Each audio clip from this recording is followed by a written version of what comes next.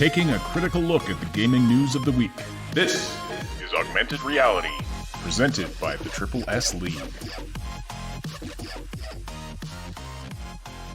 Saw a couple people on our Discord server today lamenting the fact that there was no snow in their area, in sort of the Scandinavian peninsula area, which is very unfortunate, but I found it. It's in my backyard. Come get it. You're welcome to it. This is the Augmented Reality Podcast. Welcome, everybody. This is your source for news, leaks, and insights about games and the gaming industry. It's January 22nd, and it is the Wednesday edition of the show. Welcome, everybody. My name is Ash, and I'm here, as always, with Cyberpunk. And hello. We have a lot to talk about today. Lots of Cyberpunk news, and also some rumors and leaks and things out of a Polish interview that we're going to be sort of assessing the accuracy of. There's also a mysterious new character that has emerged. So should be an interesting show. Now, due to circumstances beyond our control, we have to limit the podcast today to an hour. So sorry about that. For those of you who like the longer shows, this won't be a normal occurrence. Just today. Today, unfortunately, that's the case. But we should be able to get through everything.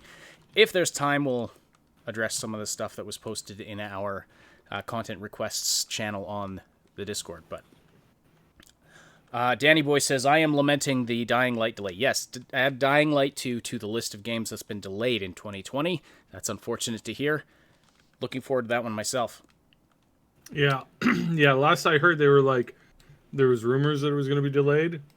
And then I hadn't actually checked up on it. So it was like, oh, okay. It's delayed. All right. Well, guess it happens and it happens. So yeah, It's been, there's a lot. It is the merry season of delays, and there's not much that we can do about it. Unfortunately. I mean, I almost, we talked about this before, but it feels like there's more delays than usual. That may not necessarily be the case if you actually assess the numbers, but it sure feels like it. And there's a discussion to have there, but we'll do that another time. All right. As I said, welcome to the show, and please do put your questions and comments in the live chat. We'll address as many as we can throughout the podcast. And don't forget to slam that like button. It likes it rough, and it tells us and YouTube that you appreciate this content. All right. We doing rumors first, or are we doing this new character, Funko, first? Sorry, yeah. Well, I mean... All right, so new character. Yeah. We have... We've had this new character confirmed by a couple of different sources. One being, as you can see in the podcast, the thumbnail visual today, a Funko character that's being sold basically. Funko has released several Funko characters of characters from Cyberpunk 2077. There's a couple of Johnny Silverhand. There's a couple of male V. There's only one of female V. I don't know why she keeps getting shafted. Personally, I think she looks a lot better than Male V. But anyway, then there's this other mysterious character, Takemura. And now, he showed up on the IMDb page just recently. And a lot of people were wondering, who is this? Is this a new character? What's the relevance here? And then suddenly he shows up on Pop Gaming. So there were some people who were like, I don't know if it's real. Maybe it's a mistake. Maybe, did they mean to put that up there? Nope. No, he's definitely in the game now. Mm-hmm. They got a Funko Pop version of him, so he's in there. He's alive. Interestingly, not just in the game, but a Funko Pop character suggests that he has a very important role in the game. And yep. So as Cyb said, a credit for this Takemura character appeared on IMDb. Now, I went and looked for it today, and I couldn't find it on the Yeah, no, it got removed. So because it got removed. It was up there, and then it went poof, and that's where all the rumors started. It was like, well, what does this mean? Yeah. Is this a character that they were going to announce, but they haven't announced, or that is going to be in the slew of, new announcements for the game? As part of the advertising content that they were going to have this over the next few months here. Was it an early fire? Because that's where a lot of leaks come from.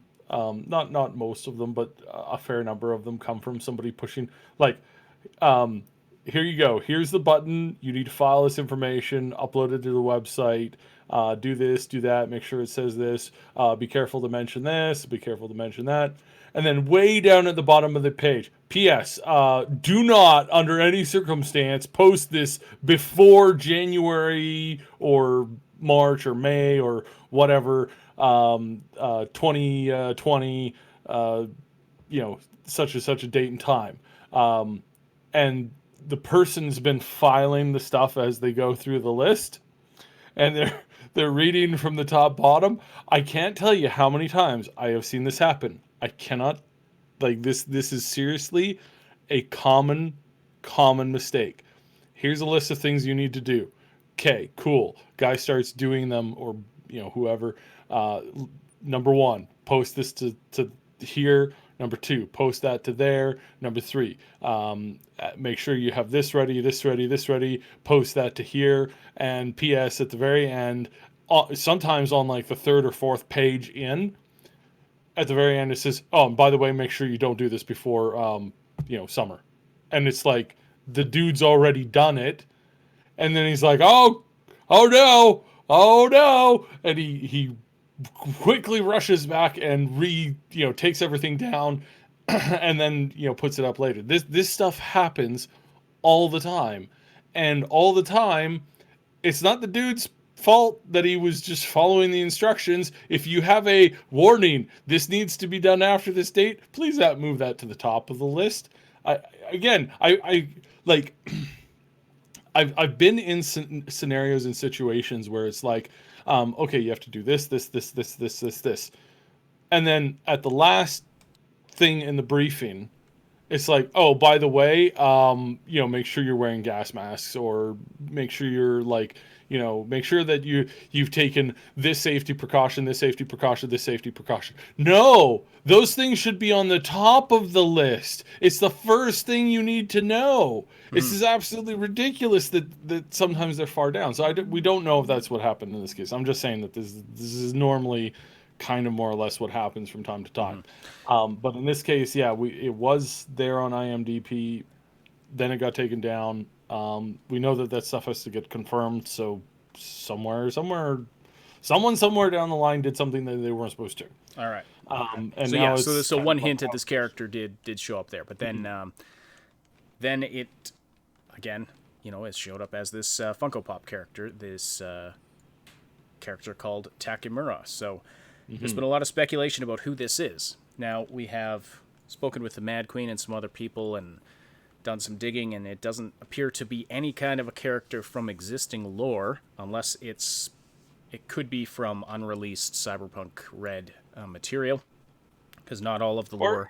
Or he could be a new character. Or he could be a new character. It's looking like... Not everybody walking around is 50 years plus, because if that was the case, then maybe it should be called Cyberpunk Geriatric Sword. I mean, maybe that's a thing that we like. If all of the characters are 50 plus, except for V. CD Projekt loves its really, really old characters. You know this.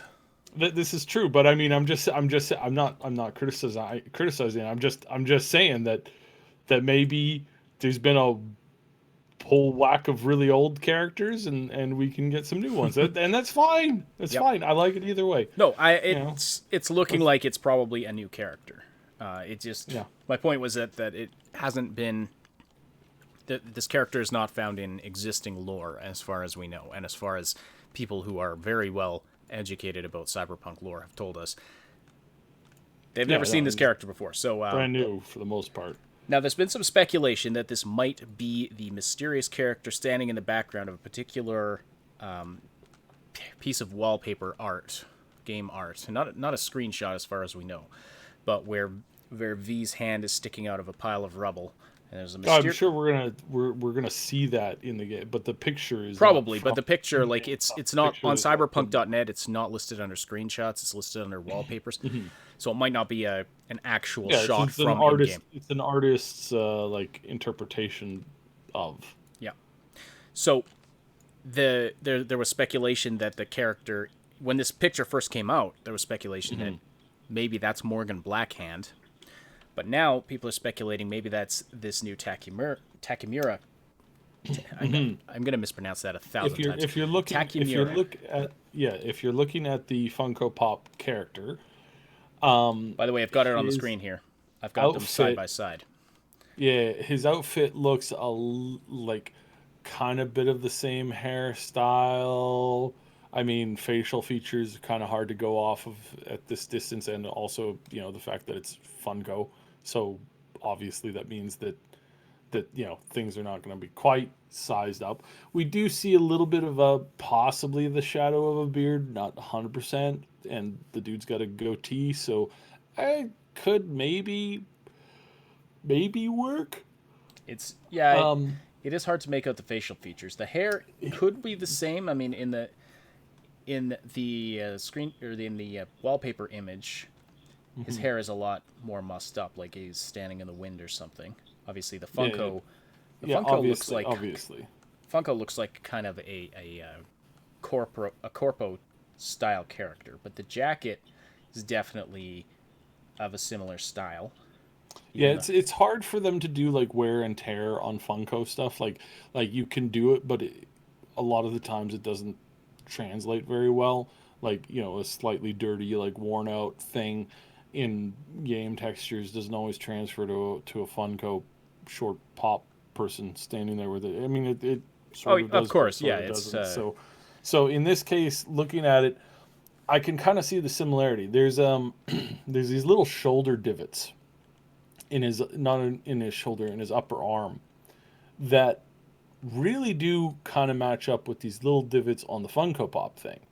Honestly, when I was looking at this earlier, it almost looks like they modeled the Funko Pop off of this screenshot. Just the way that the clothing rumples and things like that. Well, if it is the same character, then obviously they didn't model it after this character, because they would have been given something a lot more detailed. Well, sure, but it's just the fact that they look a little similar means that I think it is the same person, or at the very least it's the same jacket.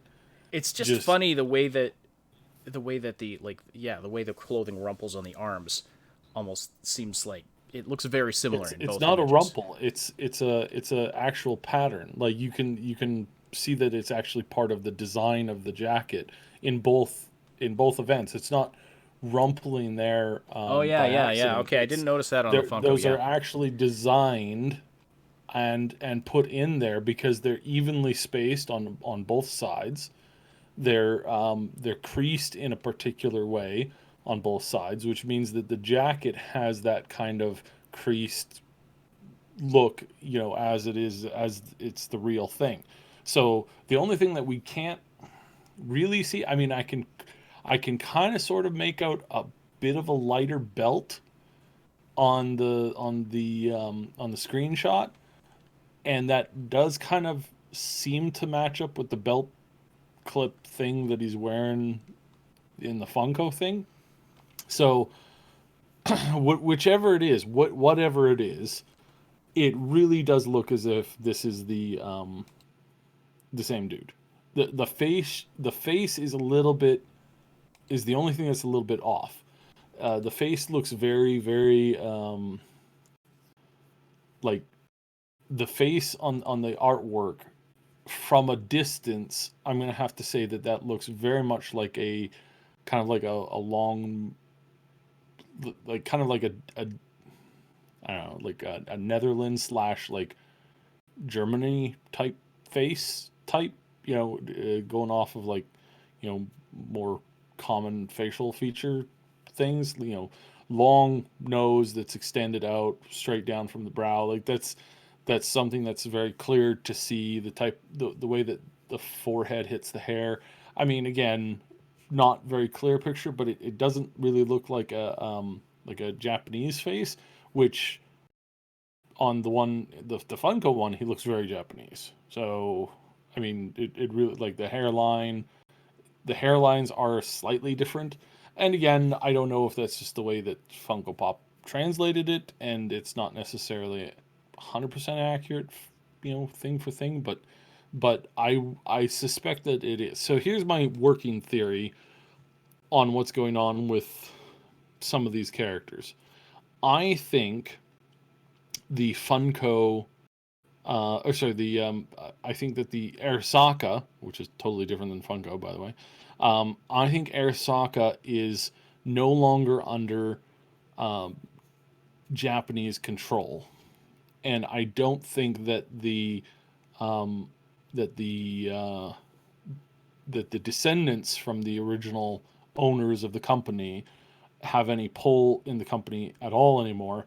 In fact, I would assume that they're kind of on the outs, and if any of them are alive in Night City, they're probably trying to keep a really low profile because they were probably blamed by the both the government and the other corporations for the nuclear attack on Night City.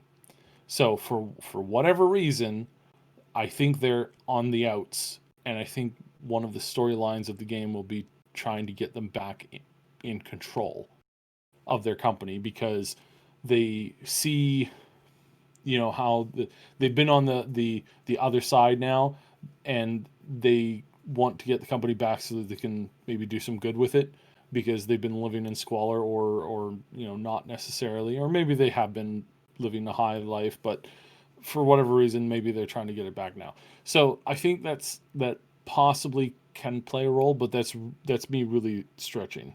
Like, obviously, it's not like this is just pure speculative guesswork because we've seen so many emphasis on Arasaka, and the one boardroom meeting that we saw, none of those guys were Asian.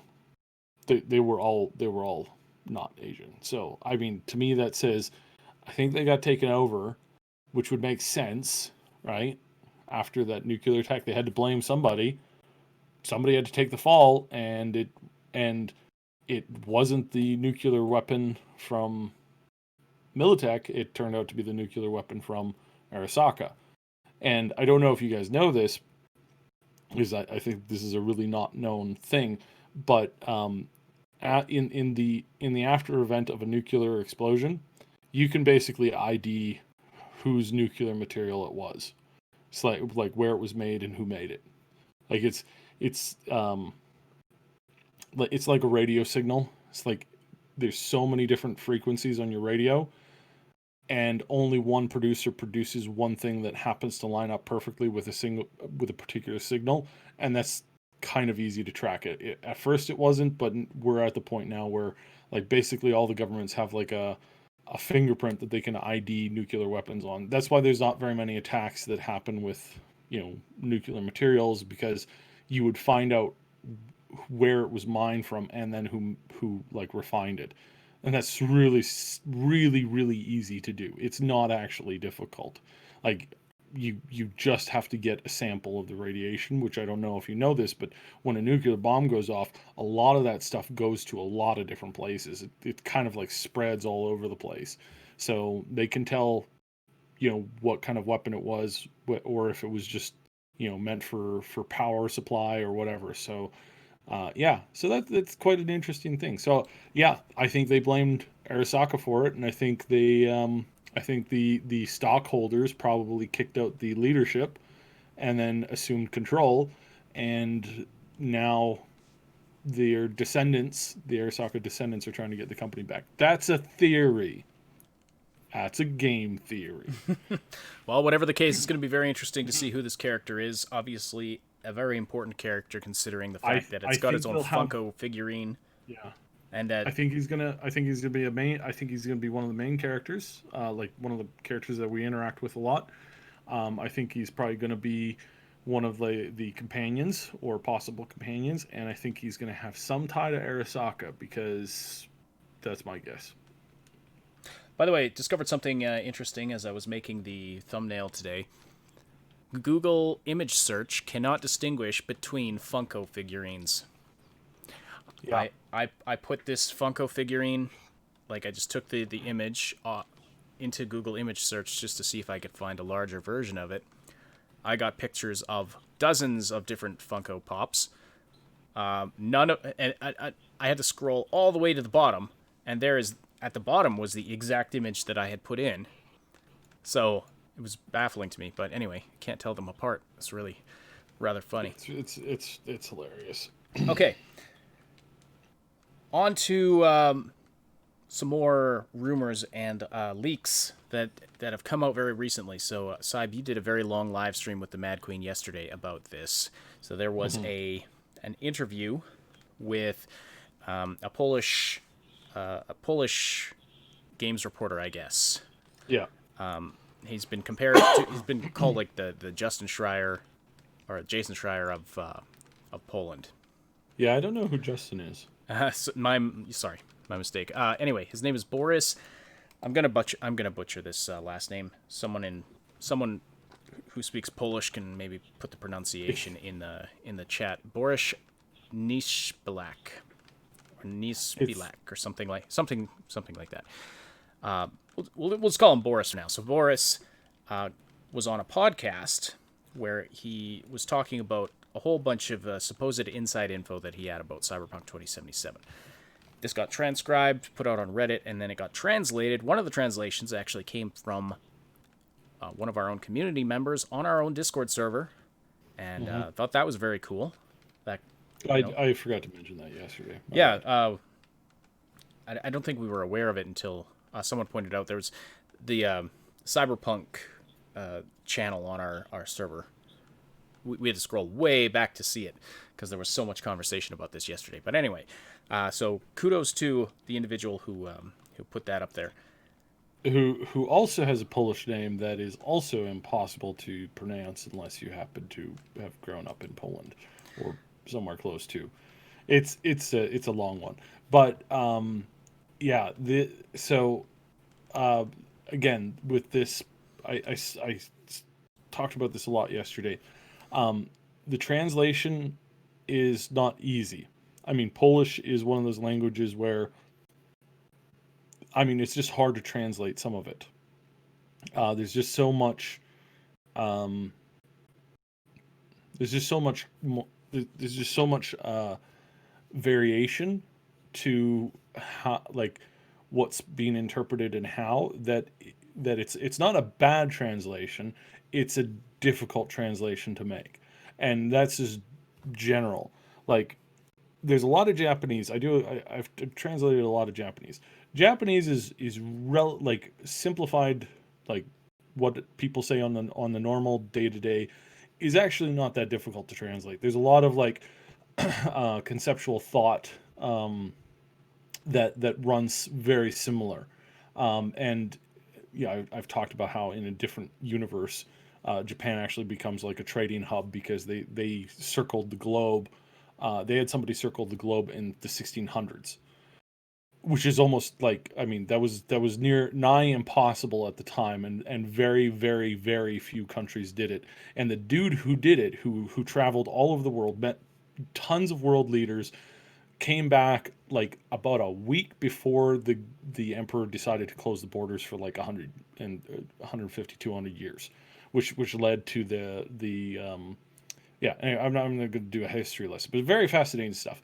But it turns out that it's actually a whole lot easier to translate Japanese, which a lot of people complain about because it's so difficult, versus translating Polish, despite the fact that it has, you know, the same like generalized localization roots as like English, German, and Spanish and French.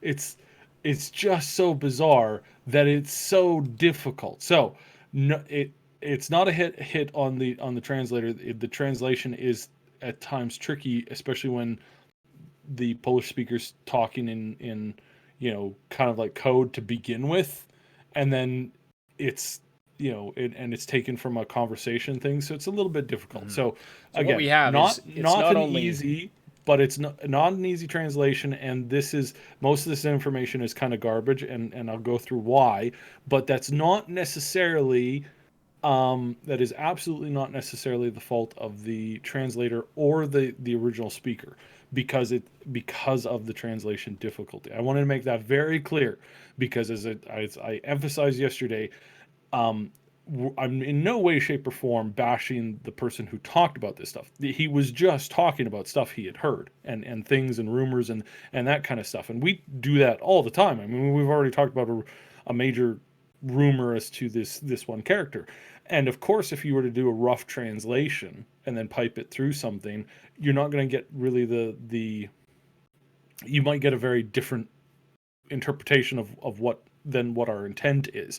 So it's in by no way or no there's no way that I'm calling fault on this person, and I made that clear yesterday. And I really want to emphasize this today, because a lot of the conversation, a lot of the things that they're talking about is really like simplistic, like basic industry standard stuff, and things that have been around for a while. One of the leaks that somebody took, because the publisher, the translator was not the same as the publisher who published this on Reddit, or the people who ran with it and who are now writing articles. Those are not the same people as the person who originally translated. They were just translating because it was interesting.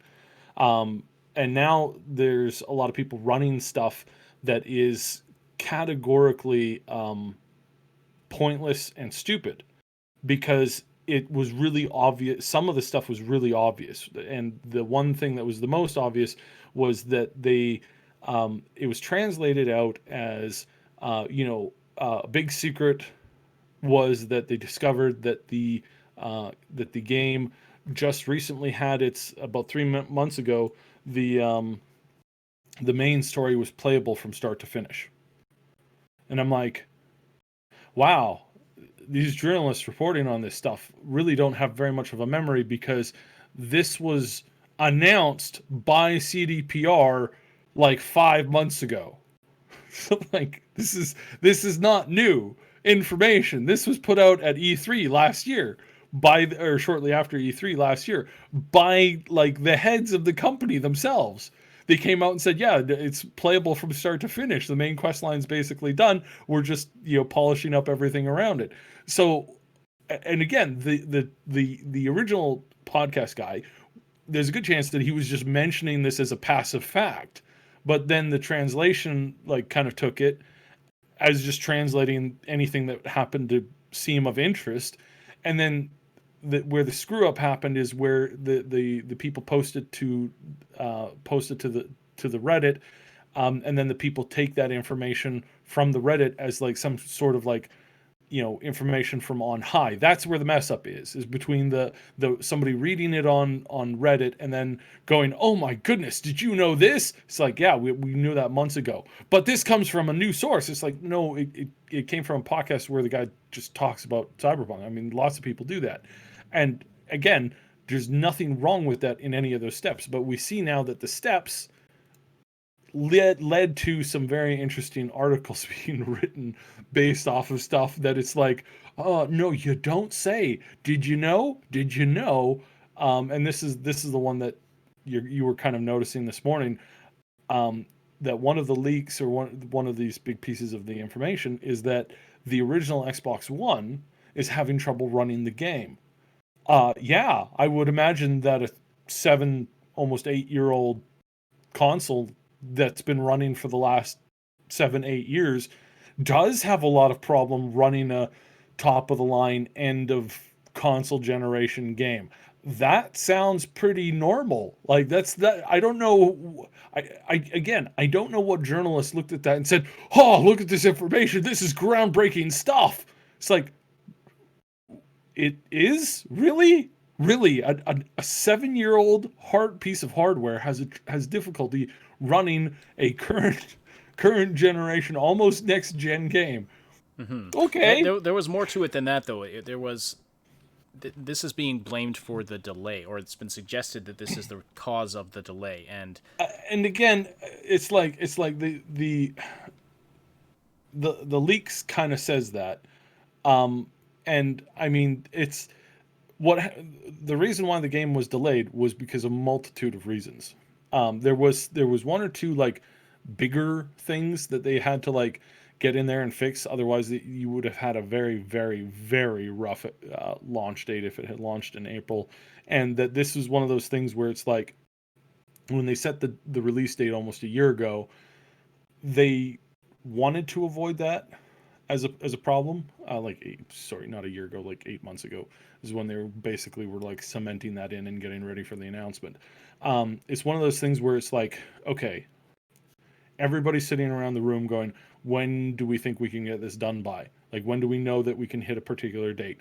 And everybody's sitting around the room going, okay, I would think we can maybe hit this in March. No, April. A couple other people are like, maybe June. And so it's up to the boss to look at that information, say, okay, well, it looks like most everybody is on board for, March, April. So let's aim for April, mid month. And if you guys have to, we're just going to put a little bit more resources and extra time in to get this other thing done that you think is going to take till June, and get that done a couple months early. Can we do that? And then everybody agrees. And then a couple months later, you discover that it's just not going well, and you've got to like go down deep, redo a bunch of stuff, which is going to then cause a bunch of other stuff needing to be updated, and it's just not going to happen. So this is where the delay factors in. And again, it's like it's not just the one issue, it's one out of several issues. And obviously, the original PlayStation and the original Xbox are going to have one very difficult time trying to run this program. The basic version of the PlayStation is, by the numbers, a little less strong than the basic version of the Xbox. So looking at that, you basically say, so is it an optimization, or is it a operating system problem, or what's going on there? And sometimes that's something that can be fixed on, by just fixing a patch with the actual thing or whatnot. Yeah. So it's Okay. yeah, it's an interesting thing. And again, it's like this is not new. Like, this is one of the reasons why multiple different multiple different games have been delayed. There's been a lot of delays, a ton of delays. And so obviously, this has probably been an issue for more than one, because we're at the end of the console generation. These games are pushing next gen graphics, and next gen hardware demands, and there are people running, there's people walking around with a 7 to 8 year old system that's been running, in some cases, running for like 100 hours a week for 52 weeks out of the year, in a just kind of burning itself out slowly, and then people are shocked that it doesn't run. It's like, yeah, that's why they do mid upgrades. So All right. So, in with regard to some of the other rumors that have come out of this interview, you wanted to address some of those, I know. yeah. So I mean, we'll kind of go through them. And again, it's interesting seeing that some of these articles are running screenshots from our own Discord, which is really funny. And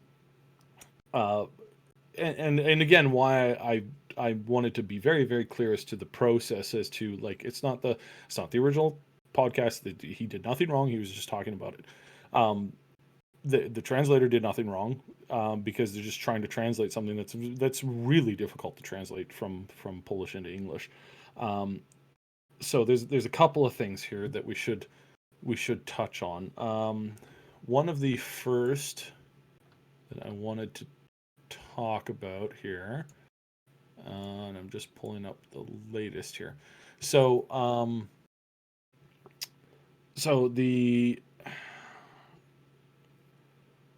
there's a couple of things that again I don't know the original context of what it was said, but there's this rumor going around that CDPR thought that there was a good chance that they weren't going to be able to deliver or make the game at all or deliver it on time. However that went, whether it was that they didn't think it was going to get out or they didn't think they would make it on time. This is like, you can always find somebody in a company. I made this example with Mad Queen yesterday. You can always find somebody at a company who's like, there's no way that this is going to make it out to market. It just doesn't work. The concepts are all over the place. It's not good. It's going to fall apart. You will be able to find somebody saying that pretty much on every single project. Is just whenever somebody's like, okay, it's good to go, somebody else will always be there saying, yeah, we want this to go again. It's like, ugh. Okay, and so that's kind of like that. Um, there was the whole like storyline, mainline storyline. That's like duh. There's another rumor in here that the game content and side missions, so the quest department is still working on the game. Again, this is one of these things where it's like, and I'm really trying not to be. I don't want to be rude because it's again, it's not the person who said this. They may have said, well, yeah, obviously they're still working on it, and then the translation comes in, and then another interpretation of that is made from the translation, and then another interpretation is made from somebody standing outside who doesn't know what they're talking about, who's then reporting on it. Yeah, that's like saying water is wet. That's the equivalent there. It's like, of course, there's certain aspects of the company that when they're working on a game, they're going to be working on stuff nonstop right up until release. Like that's just normal. Like I can't reiterate how normal it is for the quest department in an open world RPG game for them to be working on adding content to the game. It's like, of course they are. From day one, they're working on the ideas and coming up with interesting quests, and right up until the last day, they're putting the finishing polishes on everything they possibly can. And there is always stuff left on the cutting room floor. Always. Skyrim actually has a very, very good mod because Bethesda has a habit of leaving their like unfinished stuff in the game just turned off. And so when you get the tools and you really get to delve through it and you really get to like check out everything, you do find a ton of like unused content that you can then turn into mods because that's the way their rules work. And so there's a whole bunch of mods that take that stuff and put it back into the game, and somebody else has finished it up or added stuff. And then there's other things like the very famous, and again, I'm using this because it's famous and most people know what I'm talking about almost immediately. That's why I keep referring to Skyrim. There is the bugs in the jar, right? There are so many videos on what do the bugs in the jar mean, and basically like they were really quiet on this. They've never really given an actual answer on this. Everybody has tried to come up with an answer for this, and nobody's gotten anywhere. Ultimately, it came down to the fact that pure and simple, it was a quest that was in the works that they had added some stuff to, and they were working on finalizing the quest, but they ran out of time, so they dropped it or they've shelved it for the next game. And that they put it in a little secret file where they had the ideas, and maybe they finished it by now, and they're going to be adding it to the next game, and that kind of adds mystique and coolness to it. That isn't always a factor in these games. When the quest team is working on stuff, yeah, they're going to be working on it from now until release. If the release is if the original release date is delayed, obviously they're going to keep working because it's one of those, it's an aspect of the company that can be working nonstop all the time. And if you have the chance to add more quests in, why would you not? Yes, because the more side quests, the more interesting side quests that we get, turning that one NPC that we buy something from just a one shot like sort of character to having a backstory, having a home life, having some interesting dialogue, maybe tying them into another heartfelt quest. that's the kind of stuff that makes games great, is when you add in that kind of like fluff stuff. I do a lot of consulting with smaller indie studios where they ask like how much I feel like I'm wasting my time on side quests because I don't nobody talks about them. I'm like, yeah, nobody talks about them, but or talks about them as a whole, but they do talk about on the average side quest, correct? And they'll always go, yeah, somebody always says that they really like the one side quest or this one side quest or that one side quest. It's a fellow that has been working on a game for a while, and most of his audience are men. However, he has a huge chunk that's growing of women who are playing his game because there's one quest chain that does a thing that the girls really like, and they let him know that. And they go, at first I didn't like the game. I was like, meh. And then I saw this quest, and then I was like, okay, all right, I'm gonna check this out. And then they're like, oh my god, this was like, this is why I'm playing your game. It's like that is what you're doing because your main quest line is not always going to speak to the with the same emphasis to your entire audience. Your audience is full of individuals who have individual likes and dislikes, and some of that quest stuff is going to be there. So your side quests, of course, are so vitally important to making your game feel alive. And that's where a lot of like rip-off games where they just create this, they create a thing, they do one of two mistakes. They either don't have enough side quests that aren't fleshed out enough, or they just have way too many side quests and they feel like you're doing chores. I've said this before. There's a couple of MMOs in the past. They thought the secret was side quests, and one of them actually used it in their advertising campaign. This story has 20,000 side quests, and every gamer who just finished 2 years on WoW basically went, "Oh my god, you added what? Why on earth would I want to play that?" There's not like just by saying that we know that none of those side quests are have any like importance or volume to them. And yeah, most of them were fetch quests. It's like, why would I want to play nothing but fetch quests? Like, go kill 5 of those. Thank you. That's a side quest. Oh, okay. That was a waste of my time. It just had nothing to it. And that's where a lot of like rip-off things have really fallen by the wayside. And that's where again, games and companies like cdpr making Cyberpunk, where the importance is to give you a world that feels important. My favorite npc in the game, I feel quite strongly, will be a very minor character that I will just find a general attraction to and really want to know more about what they do and what their life is like. And that's how I approach most games. One of my favorite always one of my favorite characters in many of these games is just some random NPC, and I really wish that I could know more about it. I mean, this really kind of like formulated around the mod that we made for Fallout 4.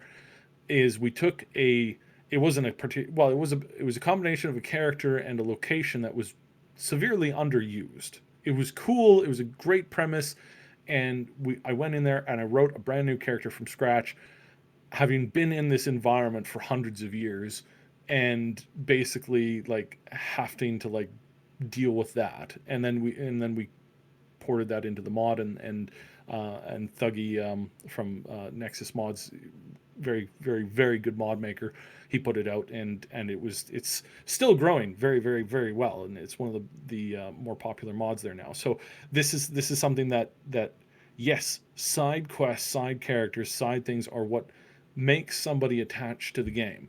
Not very many people like Preston, and most people can't remember a lot of the villains from that game. But if I say like Preston Garvey, everybody suddenly has this like feeling of like the it's not. I'm thinking of the wrong movie. What's the one with the elevators and the blood and the guy breaking through the bathroom door with the axe, going, "Here's Johnny." Oh, The Shining?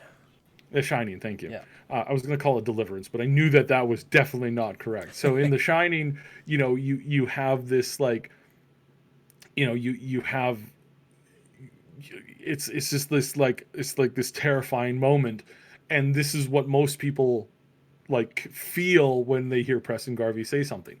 But then there's other characters in the game where it's like, you know, not everybody remembers everybody. I remember Braith running around in Skyrim because she's so annoying and so rude. And you could say that for that one chick that you rescue in Fallout 4, where it's like I really just want to kill this NPC because they're so annoying. They're constantly complaining about everything.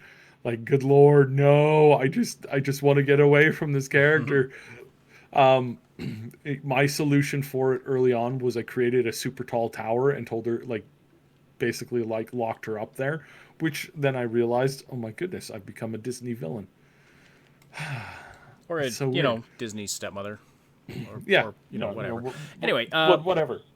yeah. So Um, meaningful side quests and memorable. So yeah, we all yeah. have So our memorable NPCs that we hated, but the good ones, yeah, the ones with interesting stories, and yeah, you'll often find sometimes you just come across random characters that like have bit parts in these games, but they have such fascinating stories, and it's like, why didn't you do more with that? Like, there could be a whole game about this person.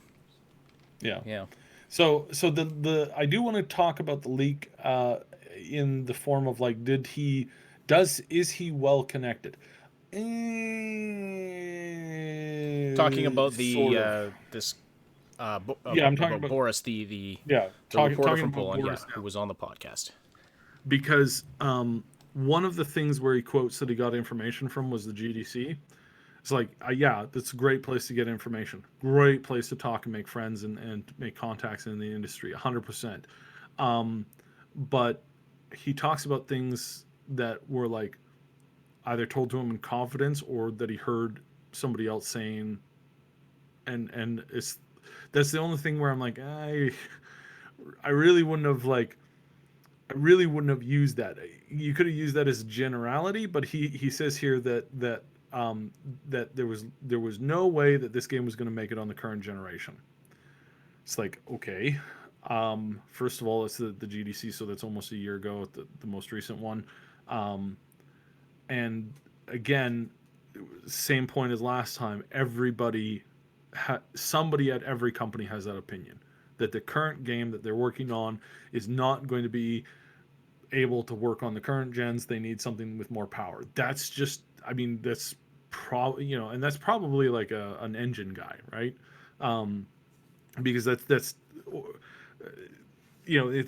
they're looking at it from an early perspective of like that. Of course, they're going to think that.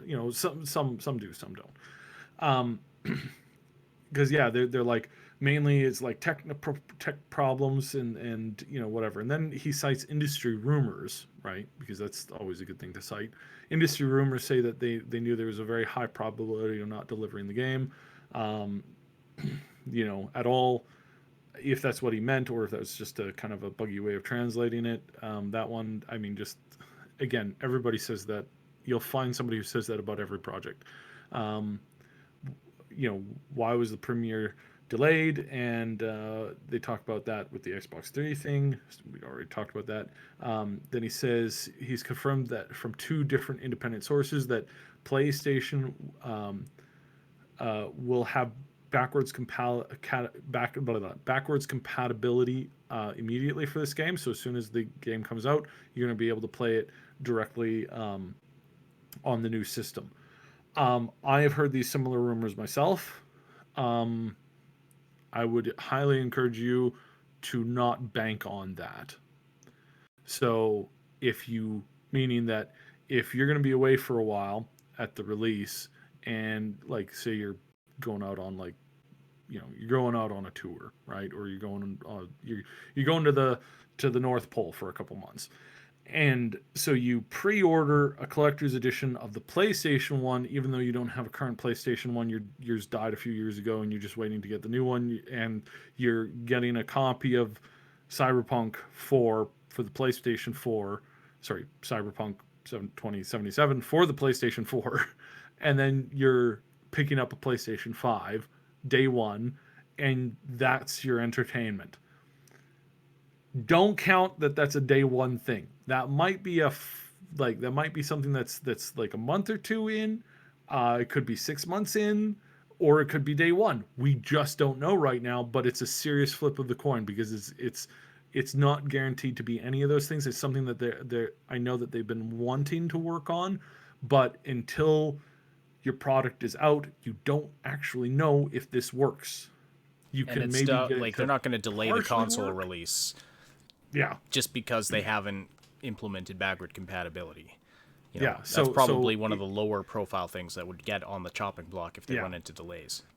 And backwards compatibility is not as simple as some people assume it is. It's getting more simple because obviously PlayStation and Xbox are actually like planning it and working that in as part of their progression from one generation to the next.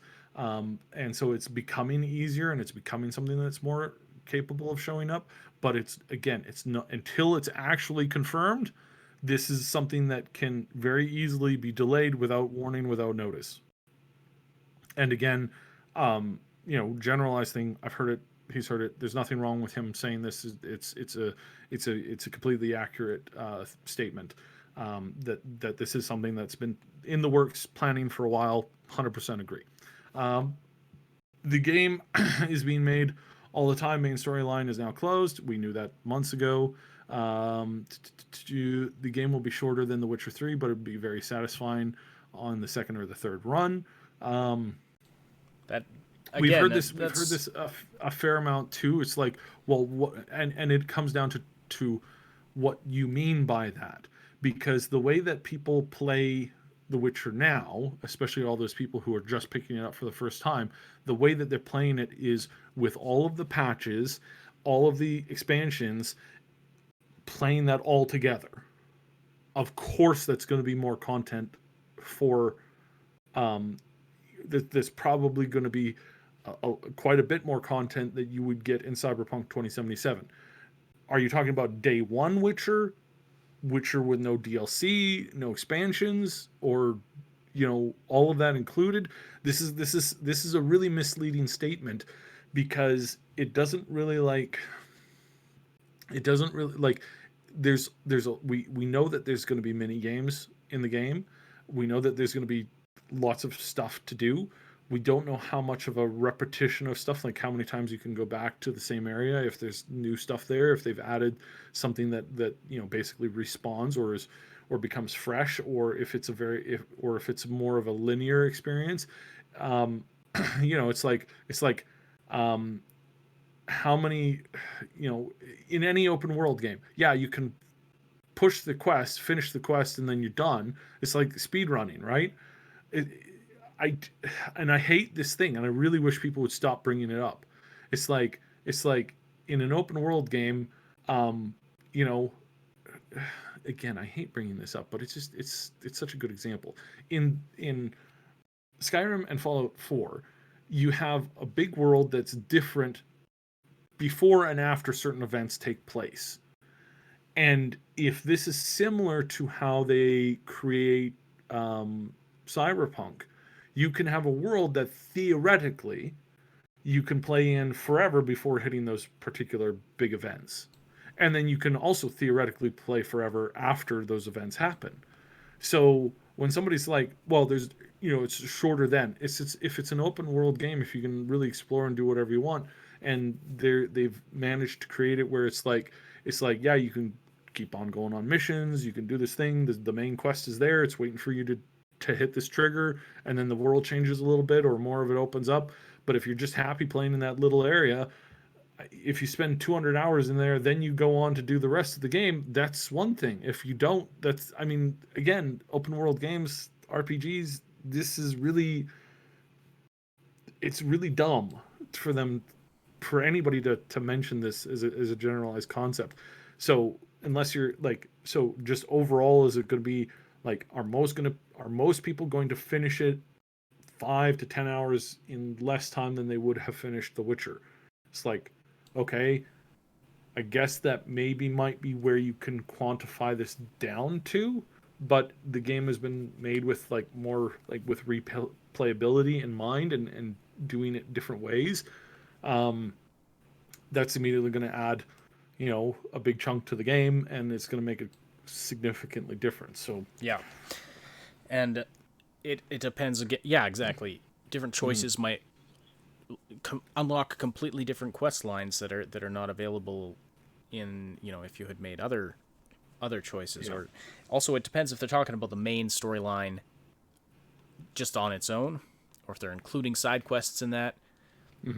Cyberpunk might have a shorter main storyline than The Witcher 3, but beefier side quest content, and the side quest we know will interact with the main quest and change Yeah. different things. So it's difficult to really nail that down once, until it's out and you sort of get an average playtime count.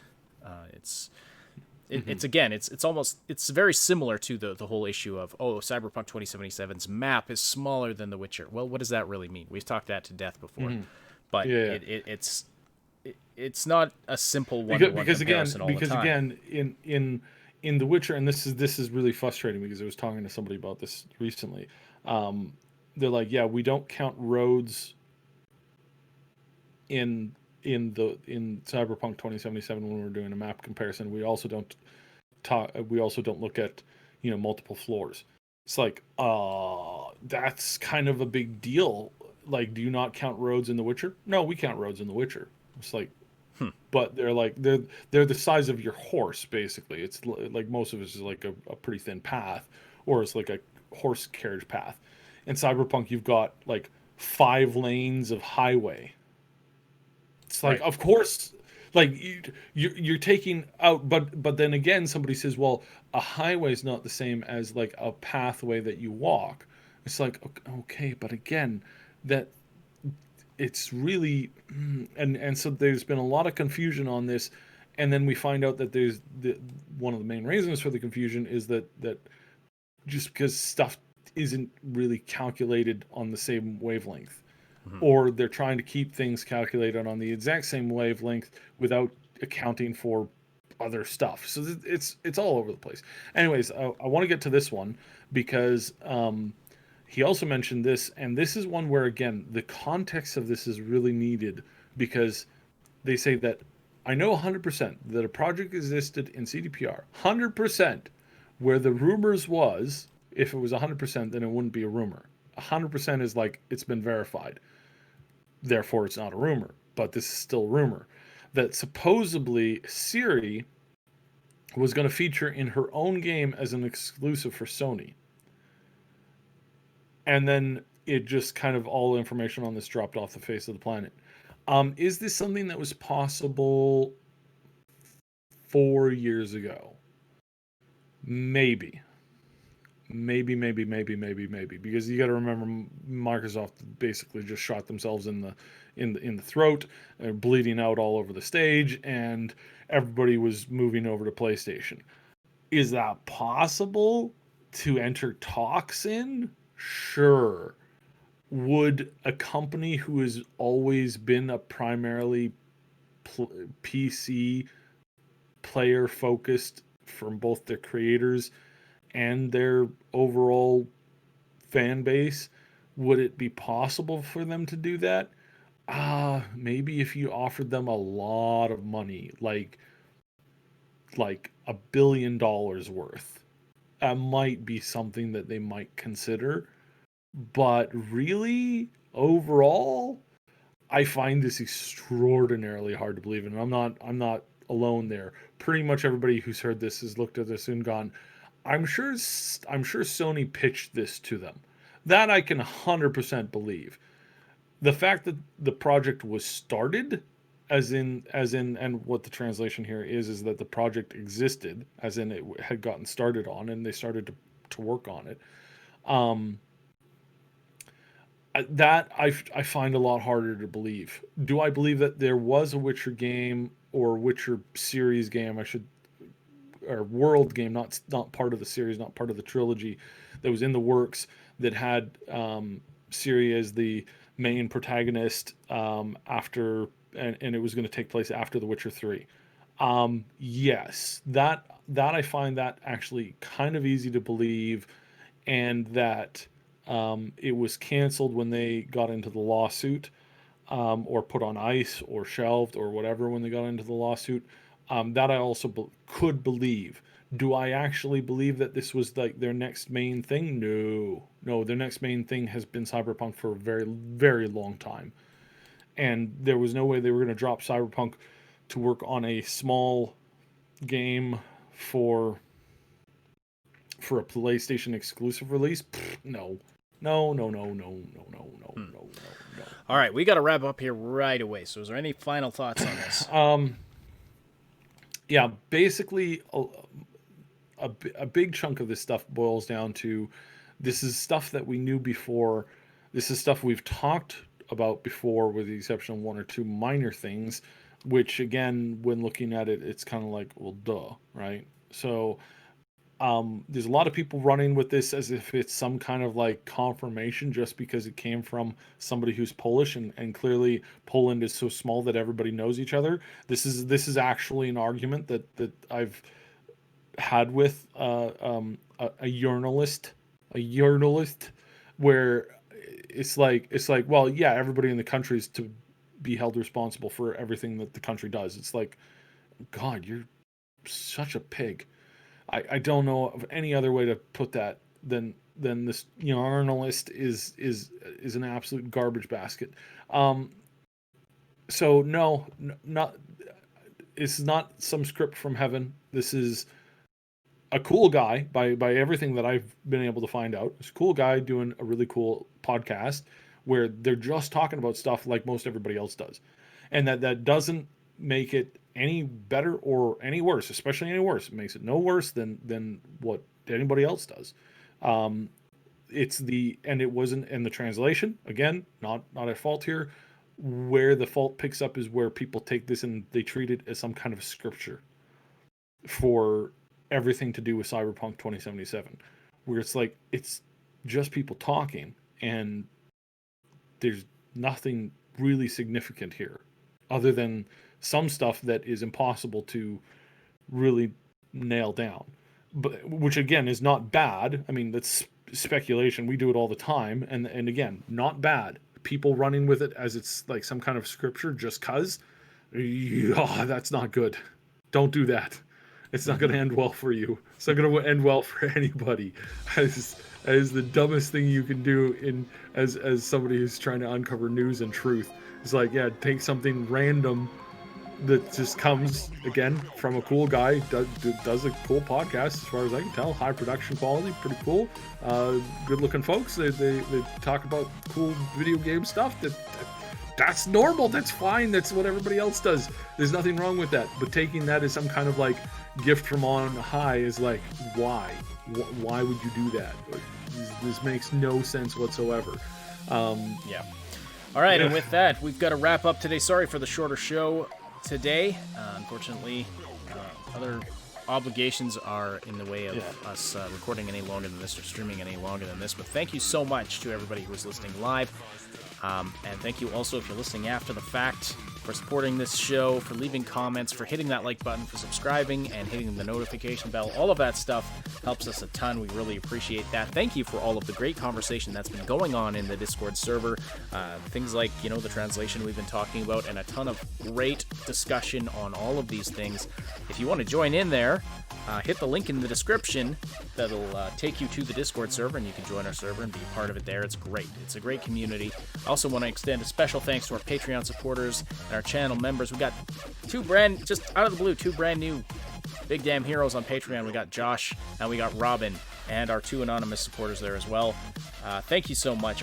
Our channel members, Jason Cropper, Mr. Paz Zernick, Jer Schultz, Game Notes, Night City Punk, and Terror K. Thank you all very much for the financial support of our channel and our show. If you're listening after the fact on SoundCloud, iTunes, Spotify, or any of the other platforms that this podcast goes to, we appreciate your interactions on those platforms as well. And don't forget, you can join the live show on YouTube on Wednesdays and Saturdays, where you can interact with us and other listeners and be a part of the discussion. See the Discord server for exact times and schedules. The Augmented Reality Podcast is a presentation of the Triple S League. Check out our YouTube channel for game guides, reviews, comedy, news updates, and tons more gaming content. My name is Ash. On behalf of Cyb, thank you so much for listening. We'll talk to you again very soon.